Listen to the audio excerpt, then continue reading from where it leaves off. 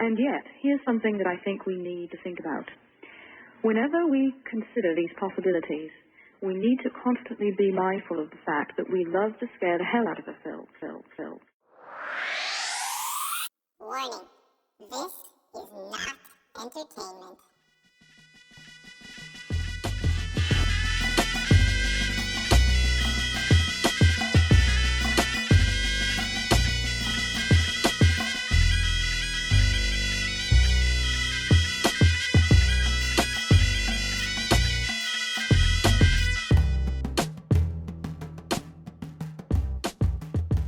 In a more perfect world, this episode would have been released roughly a month ago, around the time of the 4th of July, or the Independence holiday here in America. And the reason being that a lot of the content we'll talk about in this episode is very thematically aligned with the idea of independence and government systems. Now, it's not a huge problem if you're getting this episode in August of 2018 or, November of 2021. As with all episodes of Eschaton, the content is pretty much timeless and you can listen to it at any time and it'll still be relevant and applicable to whatever's going on in your life at that time. However, ideally, this episode, would have been released around that holiday because people's minds and attention, at least theoretically, are already drawn in that direction. They're thinking about some of those concepts we'll be talking about in this episode. And it's always good to reach people when their minds are already organically going in the direction you want them to go. Maybe I'm just a little too optimistic in thinking that would have been the case. I mean, granted, the American 4th of July celebration today in 2018 is a lot different than it was a couple hundred years ago.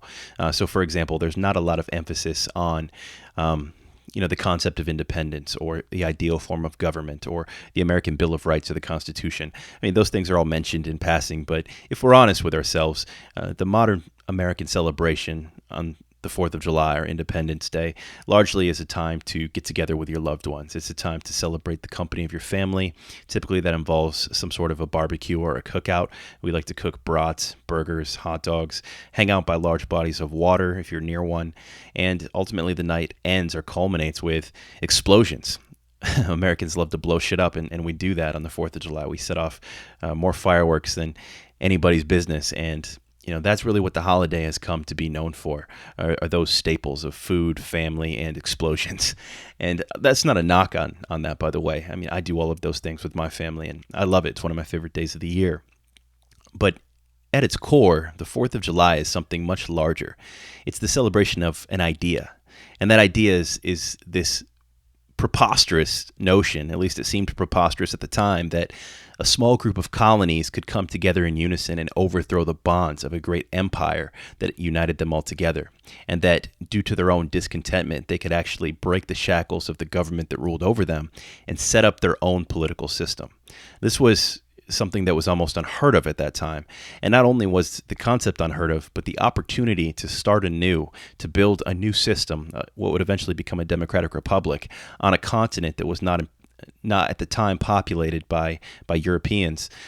This was unheard of. It was a once in a universe opportunity. I mean, this just doesn't happen. It hadn't happened in the past, and barring some unforeseen cataclysm, it will never happen again in the future. So we have to appreciate at least that aspect of it, that the American experiment at its core was an idea that had never been tried before, to build something literally from the ground up, what would later come to be called a novus ordo seclorum, a new secular order of the ages. I mean, this is what the founders had intended. However, what I want to talk about today in this episode is the broader question that you often hear battered around, this argument around the origin and the influence behind the Great American Revolution. Now, anytime you talk about the Founding Fathers or the Constitution of the United States, you can very easily descend into that slippery slope of arguing over origins and influence. And what I mean by that is the great influence that sparked these men to overthrow their government and basically start from scratch.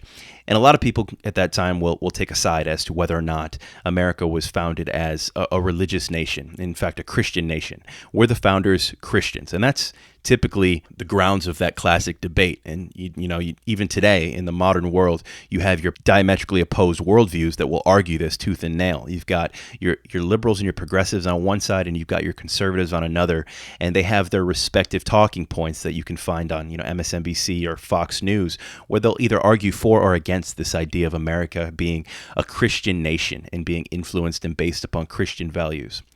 Now, that question is not the question I want to wrestle with on this episode today.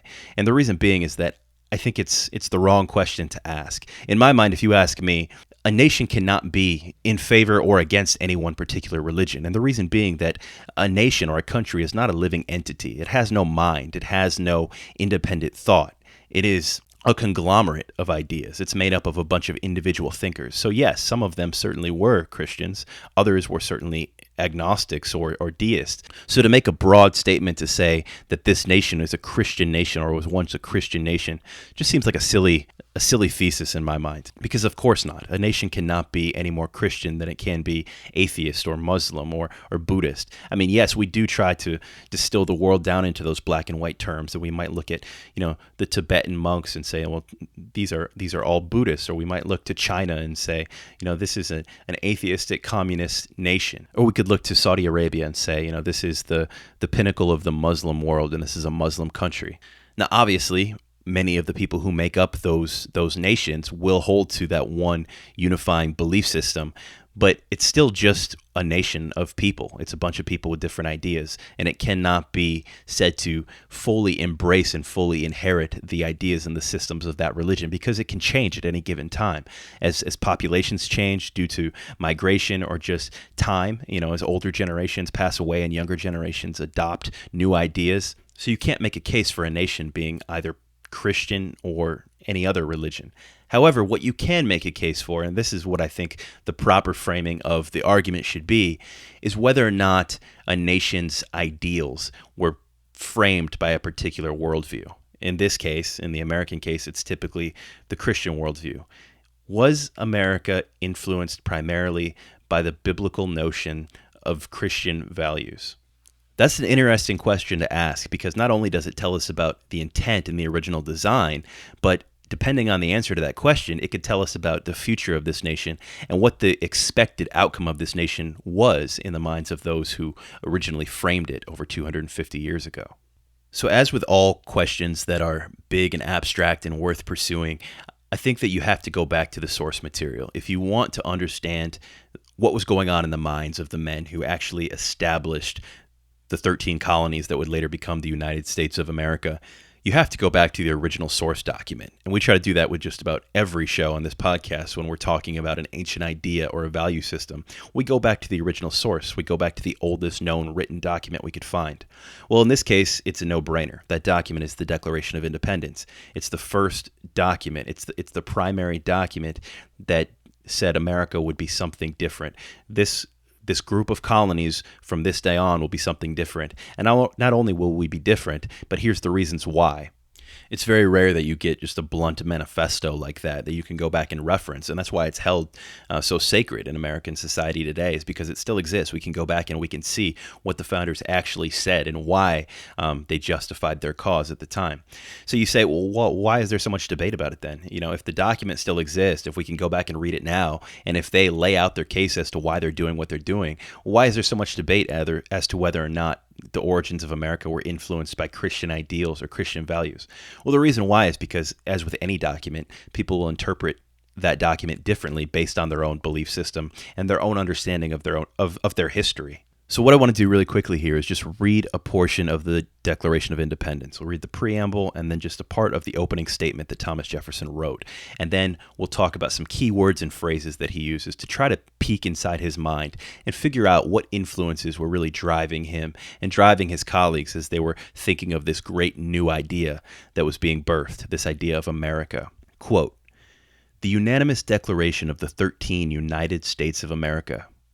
When in the course of human events it becomes necessary for one people to dissolve the political bands which have connected them with another, and to assume among the powers of the earth the separate and equal station which the laws of nature and of nature's God entitle them, A decent respect to the opinions of mankind requires that they should declare the causes which impel them to this separation.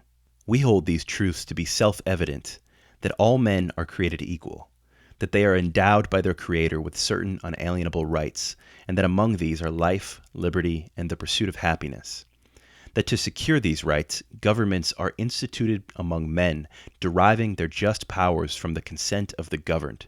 That whenever any form of government becomes destructive to these ends, it is the right of the people to alter or to abolish it, and to institute a new government, laying its foundation on such principles and organizing its powers in such form as to them shall seem most likely to affect their safety and happiness. Prudence indeed will dictate that governments long established should not be changed for light and transient causes, and accordingly all experience has shown that mankind are more disposed to suffer while evils are sufferable than to right themselves by abolishing the forms to which they are accustomed. But when a long train of abuses and usurpations, pursuing invariably the same object, evinces a design to reduce them under absolute despotism, it is their right, it is their duty, to throw off such government and to provide new guards for their future security. Such has been the patient sufferance of these colonies, and such is now the necessity which constrains them to alter their former systems of government." End quote. Now, obviously, a lot of this is written in language that isn't used in the modern world very often anymore, so it may be hard to follow or understand. But if you pay close attention, you can see certain turns of phrase and certain words that Thomas Jefferson uses that clearly tip his hand and show you what is going on in his thought process, where he's drawing his inspiration, so to speak.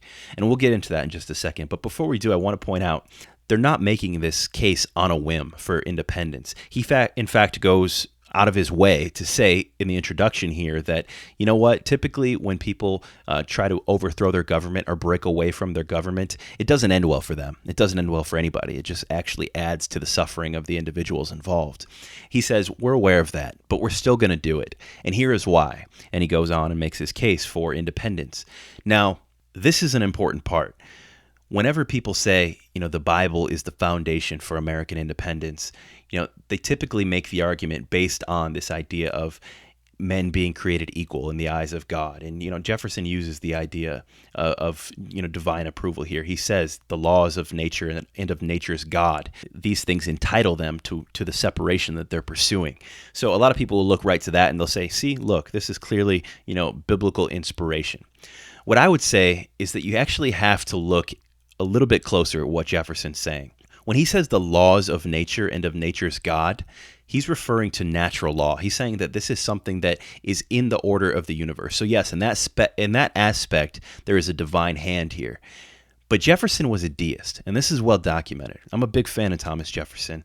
I've read many of his correspondences with his contemporaries, some of them, very religious individuals, some of them even puritanical. And Jefferson clearly toes almost an agnostic line. I mean, he's a deist. There's really no bones about it, as was Benjamin Franklin. So when he's saying the laws of nature and of nature's God, he's basically, this is an old world way of saying this is just the natural order of the universe. He's saying systems have been set up in place, and you can observe it in the natural world. Further evidence to that point is in the next paragraph, where he says, in the famous line here, we hold these truths to be self-evident. Well, the original phrase there was not self-evident. Actually, Thomas Jefferson's initial draft was that we hold these truths to be sacred and undeniable. So again, banking on natural order and the divine structure of the universe. He's saying this is sacred and undeniable that all men are created equal. And if those words were left in, I think you could make more of a case. Hey, look, these are Christian values through and through, even though Thomas Jefferson was a deist. However, it was at this point during the editing phase that Benjamin Franklin made his greatest contribution to the Declaration of Independence. Many people may not know this, but Franklin actually X'd out those words sacred and undeniable, and he said, this should not read sacred and undeniable. It should say self-evident, and he wrote those words in there. The reason being that this was the age of the Enlightenment. And if the Enlightenment was defined by anything, it was defined by new ideas, progressive ideas, ideas that were not grounded in religion or religious systems. Now, that's not to say they disregarded religion in its entirety. Many of these men were very devout religious men. However, All of these men were very, very familiar with the concept of governments drawing their authority from divine decree. So this was called the divine right of kings, which we'll talk about in more detail in just a second. But just as a way to introduce it, all of the framers of the Constitution, were coming out of subjection to England. So they were familiar with the idea of King George being a divinely appointed ruler. And the divine right of kings goes back to the Stuart era. And it basically said this. It said that the king derives his power directly from God, and therefore he is accountable and answerable to God and God alone. Therefore, it's not the job of the people to tell the king what to do, because the king was put there by God. And we'll talk about where that interpretation comes from in the Bible in a minute, because that idea existed for hundreds of years, and it comes directly from the New Testament. Franklin, Jefferson, and the others wanted no business with this idea of the divine right of kings, so they would have been hypocritical to say, look, our idea of separating a government away from monarchy, away from despotism, this is a divine right ordained by God. For them to say that would have put them in direct opposition to the king on the grounds of religion. And they didn't want to do that because they all had very different worldviews, very different religious persuasions and convictions. So Franklin very wisely and astutely looks at this and says, no, this is self-evident. We can look at the world, no matter what our religious persuasion is, and say that it is self-evident that all men are created equal and that they are endowed by their Creator with certain unalienable rights. No matter whether you're a Protestant, a Methodist, an atheist, you are endowed with the same rights as your brother or your neighbor down the street. This was huge. It was transformative in terms of how this document would later be perceived and why its staying power is so strong, why nothing in it has been altered. It's considered to be pretty much infallible even to this day. It was made more broadly applicable by not tying it to a specific religion.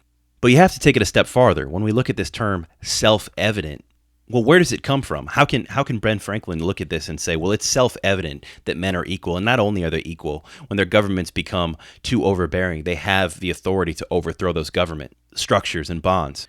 Well, this comes from the ideas of John Locke. Locke was an Enlightenment philosopher who was highly regarded by most of the framers of the Constitution. Thomas Jefferson had a portrait of him that hung in his house in Monticello. Franklin obviously was a big fan of Locke as well. And the reason why was because Locke, in his second treatise on government, wrote about this idea, this new concept that was called government with consent of the governed. And what this was basically an idea that piggybacked off an earlier idea put forth by Thomas Hobbes, which was called the social contract. And without getting too far into the weeds here, what the social contract basically said was that humans are basically corrupt and they need to be controlled. So the social contract was that people would give up some of their liberty in exchange for order which would be given to them by their ruler, namely the king. And this ruler had absolute power, and he was given absolute power by the general consent of the people.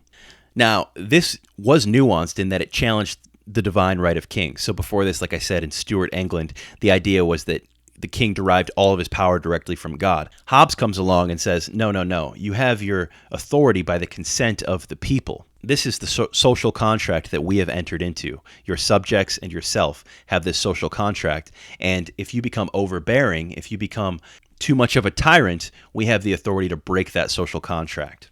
John Locke comes along later and he piggybacks off of Hobbes' idea and takes it a step farther. And he says not only is there an unwritten social contract between the king and his subjects, but there is a responsibility for the governor to govern with the consent of the people. So to govern basically in accordance with the desires of the people.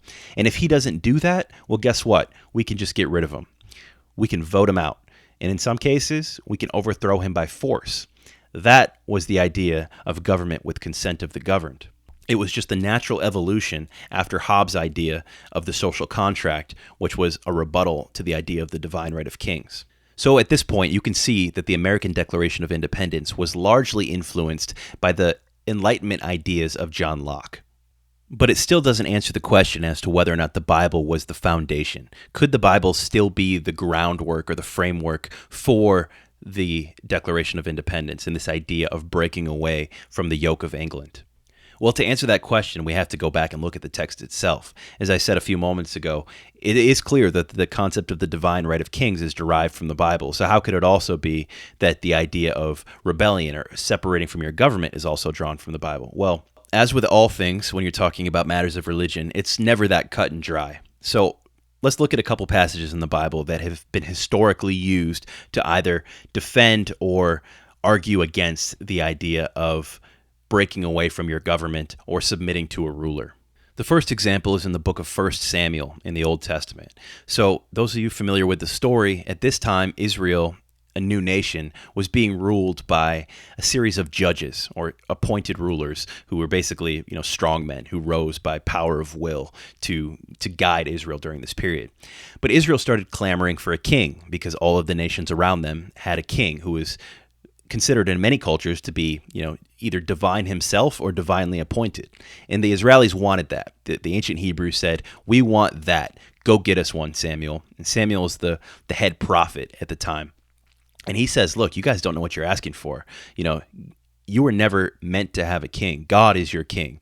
Basically, Samuel is saying, look, you're meant to live in a theocracy or some manner of a theocracy. Now, God won't be here present with you, but he set up this priesthood and you've got these judges, and God will lead you in that manner.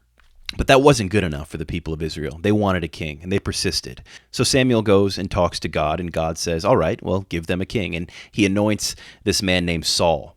And Saul looks the part. He's head and shoulders taller than everybody else. And, he's young, he's handsome, and they say, this guy will do. He'll be a king on par with the kings of the nations around us. And Samuel says, all right, you're going to regret this later, but here's your king. Now, long story short, things don't work out with Samuel. He eventually dies. He's replaced by David, who, becomes the father of the great Davidic Empire, the bloodline that the Messiah would ultimately come out of, the line of David. However, there's no language in the Bible to ever indicate that God changed his mind about monarchy, about having a king rule a nation. And many people will look to that and say, see, they messed up by requesting a king from Samuel, and they were stuck with the consequences. Ultimately, their nation was ransacked, first by the Assyrians and then by the Babylonians, and it never recovered, at least not to its full glory. I mean, obviously, Israel came back. They had Herod, and Herod did some pretty phenomenal things in terms of masonry and architecture and building a palace that would rival anything else in the contemporary Middle Eastern world. However, Herod and his descendants were always subject to Rome. I mean, they were basically vassals for the Roman Empire. So Israel never regained its former glory before the time of the Babylonian invasion. Now, that was the Old Testament argument. Now, obviously, this was popular during the time when there was no king, but as Christianity began to infiltrate its way into Europe, into the modern Western Caucasian world, and as those empires began to rise and take prominence, whether it be the Byzantine Empire, Spain, then the rise of the Roman Catholic Church and how it would influence many of the nations throughout Europe, and then ultimately, Britain and the Great British Empire, they had to find a way to be able to hitch their cart to this idea of the divine right of kings, to say that the king, much like David, was appointed by God, and we need people to obey him. So looking to the Bible almost as a weapon to be able to manipulate the people and to be able to influence them and bend them to their will, they looked for verses that would support this idea of divinely appointed kingship, that the people needed to obey the king, obey the ruler and the authority in charge, and just submit because he was put there by God. They didn't want to have to deal with this idea of people thinking, well, look, Israel demanded a king. They were never supposed to have one, and things ended badly for them. Therefore, why should we submit ourselves to a king? Why can't God just be our king? That idea was alluring, but you have to understand that the Bible was a lot different than what it is today. Most people were illiterate, so a lot of influence and a lot of power came from the Vatican because it was the priestly class that was educated, that could read, that could understand Scripture, and they would read it to the congregation with an authority that nobody has in the modern world today because people can read for themselves and they can understand and comprehend ideas for themselves. Back then, it was much different. People just took it at face value, not to mention that it was largely in Latin, at least until the time of Luther, and therefore, people had no way of deciphering it. It was like this mystical, holy thing that they just had to take at face value from the priests. So in those Middle Ages in Europe, after the fall of the Roman Empire, when the priestly class is looking for something to cling on to, something to make their case for monarchy, and not just monarchy, but absolute monarchy, they needed to find some sort of Bible passage, something that they could use against the people to make them submit themselves, that they would clearly understand that they would be in violation of God's law if they didn't obey the king in all things. And this is where Romans chapter 13 comes into play. Many of you will know this because it's a famous reference that King James used to justify his authority and his divine right to rule. And the King James Version uses very, very strong language to make it sound like the Bible is justifying monarchy on all terms. Go look at it in the King James Version if you want to see what I mean in terms of how governments would use the Bible as a weapon. But in any case, in a more modern and understandable translation, this is what Romans 13 verses 1 through 7 says. Quote, "Let everyone be subject to the governing authorities, for there is no authority except from which comes from God, and the authorities that exist have been established by God. Consequently, whoever rebels against the authority is rebelling against what God has instituted, and those who do so will bring judgment on themselves. For rulers hold no terror for those who do right, but for those who do wrong, do you want to be free from the fear of the one in authority? Then do what is right, and you will not be condemned. For the one in authority is God's servant for your good. But if you do wrong, be afraid, for rulers do not bear the sword for no reason. They are God's servants, agents of wrath to bring punishment on the wrongdoer. Therefore, it is necessary to submit to the authorities, not only because of possible punishment, but also as a matter of conscience. This is also why you pay taxes, for the authorities are God's servants, who give their full time to governing. Give to everyone what you owe them, and if you owe taxes, pay your taxes. If revenue, then revenue. If respect, then respect. If honor, then honor." End quote. So basically, submit to God in all things. He's put there by God. He's God's servant, and therefore you owe your absolute allegiance to him. If it's money he wants, give him money. If it's your taxes, pay your taxes. If he wants to be honored, then give him honor. He earned it. He deserves it because he was chosen by God. It's taking this idea of the Davidic covenant and this idea of the bloodline of David and applying it in a modern European sense on a much, much broader and much more domineering scale. So how does that fit? How does this New Testament concept fit with the ideas of the Old Testament and these skeptical opinions about monarchy? Did God change his mind? Did his opinions evolve over time? Well, I should point out that it's not just the Bible that kind of elevates the idea of monarchy to some sort of plateau above all other forms of government.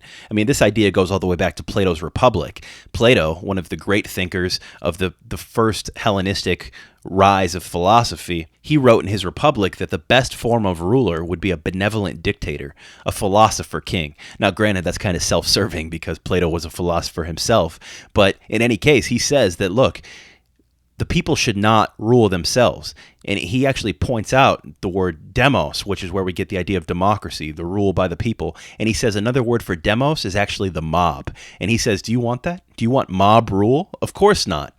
He says there should be an educated class. There should be a philosopher class, and from that group we draw our leaders. And they should all be benevolent dictators. They should have power, but they should be just and loving and caring to their subjects. But by no means should the ordinary people have power. So this isn't something you can just hinge on the New Testament and say, look, the New Testament is saying that, monarchs should have authority because they're chosen by God.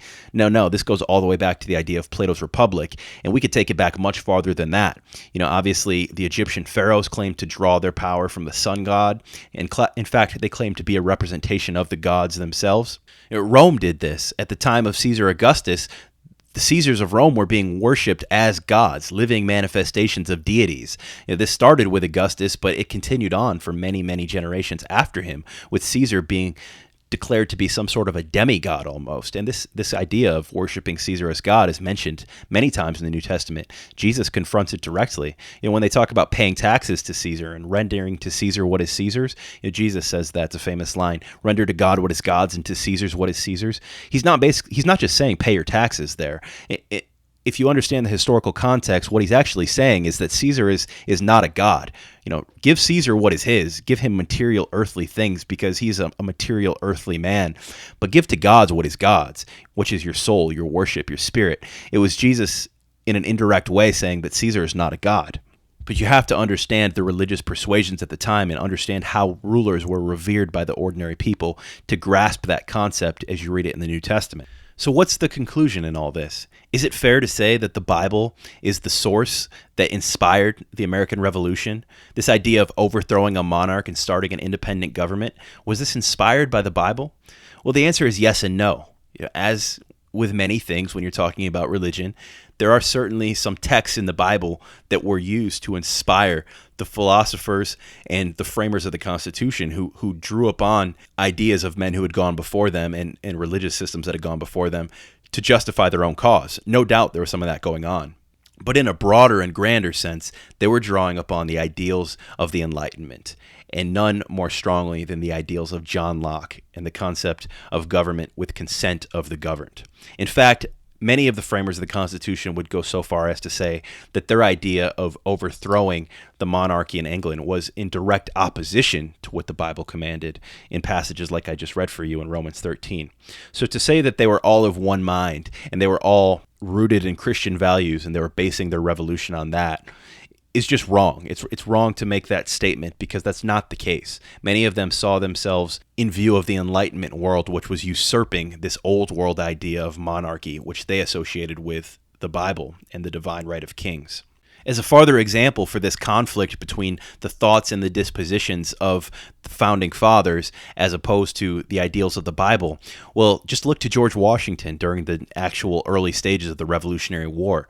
Some of the battleground there was in eastern Pennsylvania, which was largely dominated by Quakers, and those who are of a Quaker religious disposition are pacifists. They don't believe in taking up arms in war, and as such, Washington became extremely frustrated with them to the point that, he almost had some of them accused of treason and those who actually were on active duty court-martialed because they refused to fight. That he just could not understand their sentiments and their pacifist nature and their refusal to take up arms on the grounds of religion. He actually wrote correspondences saying, look, I can't get enough men to fight because so many of these damn Quakers, won't take up arms against King George. So that's one example where the ideas of the revolution stood in direct opposition to the religious persuasions of the Christians living in the colonies at the time.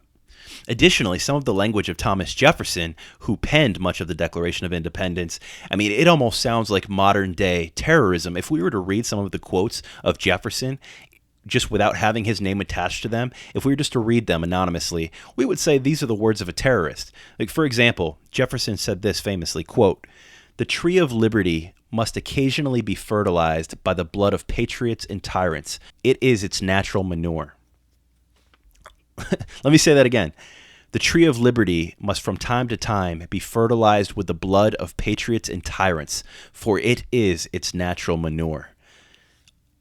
Thomas Jefferson's basically advocating periodic rebellion, saying that when your government gets a little too haughty, yeah, you're damn right you need to resist it. You actually need to overthrow those tyrants. You need to kill those in authority, make sure their blood is shed so that you don't fall into tyranny. What do you think Jefferson's sentiments would be today in 2018? We don't live in tyranny, of course, but as freedoms that these men fought and died for are being chipped and chipped away continuously, Jefferson would say it's time to start thinking about taking up arms and overthrowing your government. There's no conversation about that, at least no realistic, honest conversation about it in intelligent circles of rational people.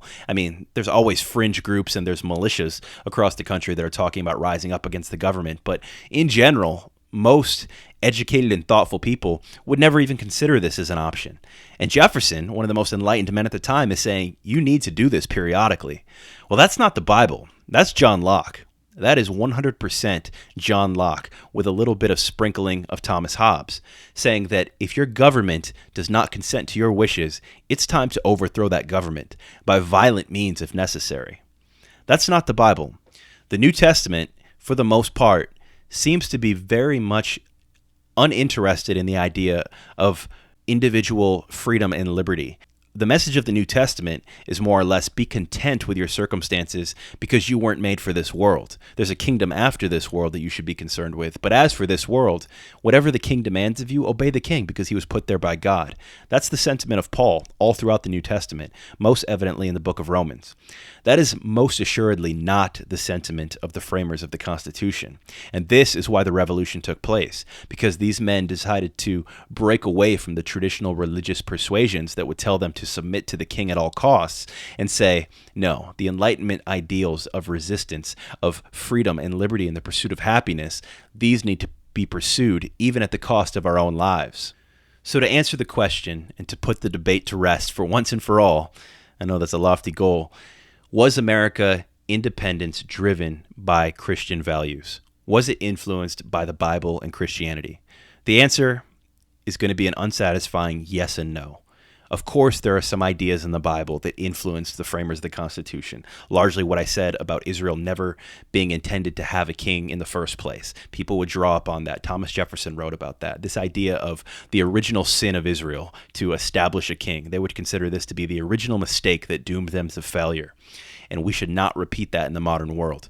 But as you read the evolution of the Bible, as it moves from the Old Testament and the kingly era into the New Testament and the time of the diaspora, as you read what Paul has to say in the New Testament about rulership, keep in mind this was the time of the Roman Empire and its dominance. Paul was writing through that lens, with Caesar being in control of the known world. And he's saying, submit yourself to Caesar, submit to the king, obey him. So in that sense, no. Absolutely not.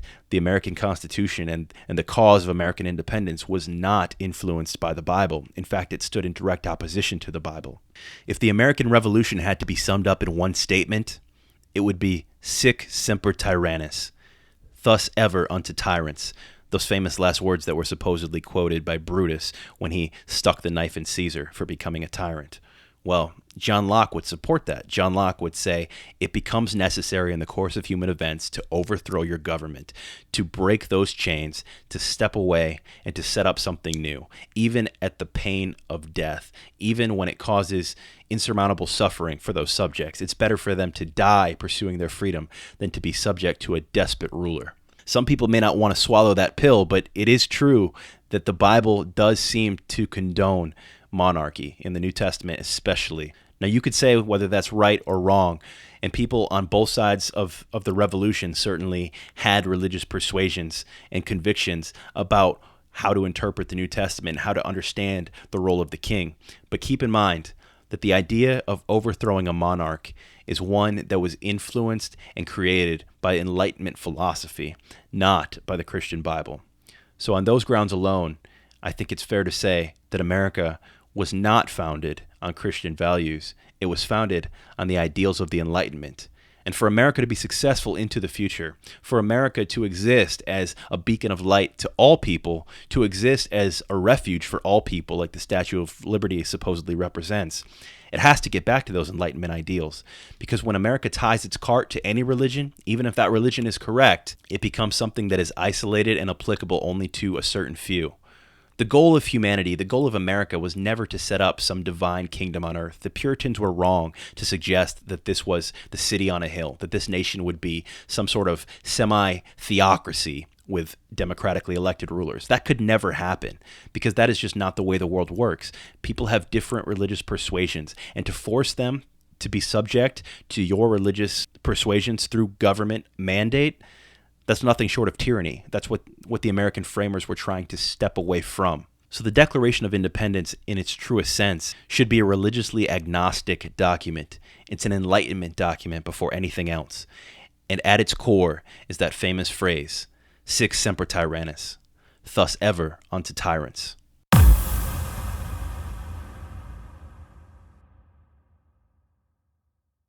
Hey everybody, thanks for sticking around to the end. I'm sure many of you have been in situations or conversations where you've had to wrestle with this idea of, is America a Christian nation? And depending on what talking heads you listen to in the media, they probably have very strong opinions about it. You might have very strong opinions about it. I'm sure some of you do for sure. And that's okay. But as I said at the beginning of the podcast, I think that's a tired argument. I don't think it's the right question to ask, because I don't think a Christian nation is a real thing, whether we're talking about 99% Muslim Saudi Arabia or talking about America, where it's a melting pot and people have all sorts of ideas, but it's still a majority, quote unquote, Christian nation. Nations cannot have a religious adherence. It's just made up of people who have different ideas, and they reserve the right to change those opinions and those ideas over time. Simple as that. The better question is, can we say with clear confidence that the independence movement, that this idea of revolution that swept across America in the late 1700s and France in the early 1800s, was that rooted in any sort of biblical value or Christian value system or religious value system in a more abstract sense? And I think the answer, as we just discussed here, is clearly a yes and a no, but more no than yes. Revolution and the idea of revolt is much more heavily rooted in the ideals of the Enlightenment.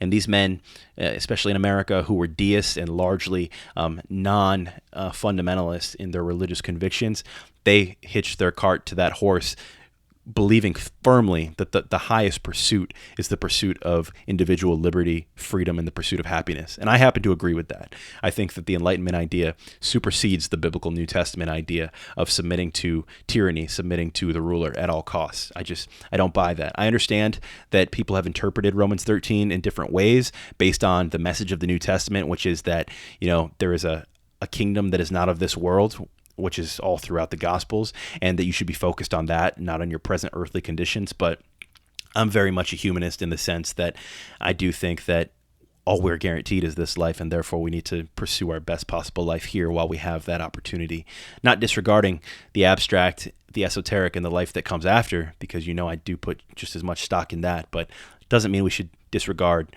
the present material world. Very much somebody who would be in line with the ideas of Aristotle in that regard. So let me know what you think, whether you agree, disagree. I hope you found some value in this episode. Really quickly, this is long overdue, but I want to say thank you to our Patreon supporters and our PayPal supporters. I've received several new supporters in the past few weeks, and that's been a very, very pleasant thing to see. So I'm just grateful that anybody considers this podcast worth listening to, let alone supporting. So big thank you to Jason. Thank you to Martin. Thank you, Philip. Thank you, Tanya, like lasagna, and thank you to Steve, all relatively new Patreon supporters. And I want to say thank you, sincerely thank you for helping me, keep this content going. Every dollar that comes into this show, none of it goes into my pocket. It all goes into either marketing and advertising for the show, improving the equipment used for the show, or hosting services. So thank you for sustaining the podcast and for allowing me to do it without having to pay too much money out of my own pocket. This is completely a labor of love. There will never be a time where I try to do this as a career or full-time pursuit. But thank you just for making it a little bit easier to do it. And I'm going to try to live up to your donations and give you guys content that's valuable and worth your time. So thank you once more. I know I'm starting to sound like a broken record, but I truly am grateful. Until next time, I hope you're all happy, healthy, enjoying the summer with your families. Get out there, live life, stay out from under the roof as much as you can, enjoy the sun, and I hope you guys have vacations planned. I hope you have cookouts and barbecues with your families. Just make some memories. Life is way too short to be stressed all the time. I'm learning that more and more, especially, as I deal with more and more stress in my daily obligations around work and things like that. So do as I say and not as I do, and don't be stressed. Live carefree, love life, and until next time, hope you guys are all happy and well. Take care, everybody.